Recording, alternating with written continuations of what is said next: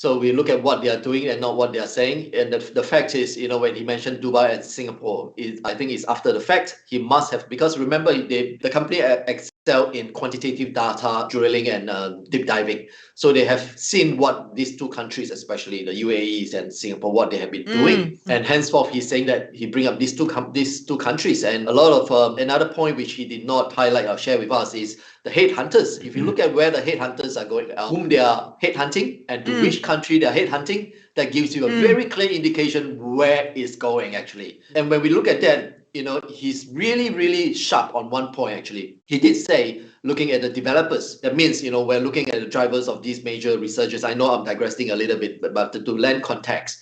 All right. So he's really saying the ecosystem. And what has that got to do with centralized finance and DeFi actually? It has a lot to do because if you look at the building industry, you have architects, you have raw material suppliers, the whole supply chain from banks, mortgage underwriters, landscaper, property agents, brokers. When you look at that, you're looking at an ecosystem. So the centralized finance, people, is there a need? Is there a latent demand for this? Of course there is. That's why countries are coming out to say we need to get in line. We need to create a habitat to encourage growth, and that will spawn an ecosystem.